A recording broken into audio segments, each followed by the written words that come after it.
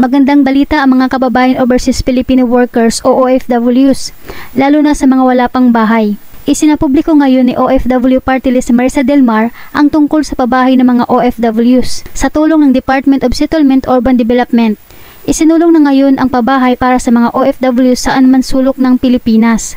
Nilagdaan na ni Representative OFW Party List Marisa Del Mar at ni Department of Settlement and Urban Development si Rizalino ang Memorandum of Agreements para sa Pambansang Pabahay Program na abot kamay at disenteng pabahay para sa inyong mga kababayan OFWs. Matatanda ang isinulong ito ng mambabatas na si OFW Party List Marisa Del Mar noong August 2022. Para kayo ay matulungan. Dahil napag-alaman nito na marami sa mga OFWs ang walang bahay, nangungupahan at nagbabayad ng napakamahal na renta. Nagpakahirap na nga daw kayo sa ibang bansa, nagtitiis malayo sa pamilya, sana daw mabigyan naman kayo ng kaginhawaan pag uwi sa Pilipinas. Kaya nanindigan ito na dapat talaga daw tulungan ang mga OFWs para magkaroon ng sariling bahay sa tulong ng gobyerno ng Pilipinas.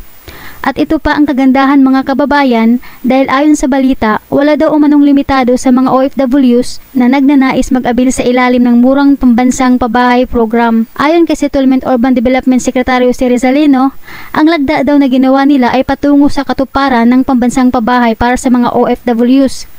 Sinyalis daw ang pirma nila para maisakatuparan at magawa ang bahay na eksklusibo lamang para sa mga OFWs. Maisa sa katuparan na ngayon ang matagal nang ipinaglaban ni OFW Party List Marisa Del Mar na magkaroon ng abot kamay na pabahay ang mga OFWs.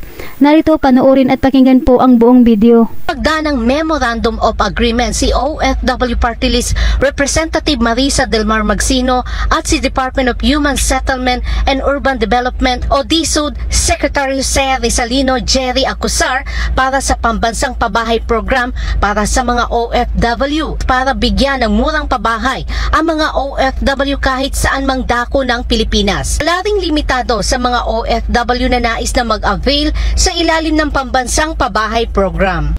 Harinawa na dire-diretso na po ang maisakatuparan po ang pinakapangarap po ng ating mga OFWs ang magkaroon po ng sariling pabahay para sa mga mahal nila sa buhay dahil ito po ang very reason kung bakit po sila nag-a-abroad, kung bakit po sila nagpapakahirap na magtrabaho sa abroad kahit na malayo sa kanilang mga pamilya.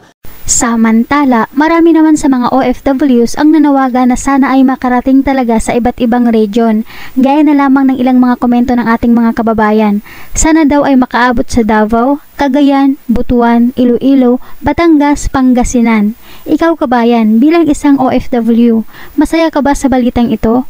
Magkakaroon na sa wakas ng murang pabahay ang mga OFWs. Kahit papaano mababawasan na po ang inyong mga problema. Kaya hanggang dito na lamang po mga kababayan, mag-ingat po kayo palagi.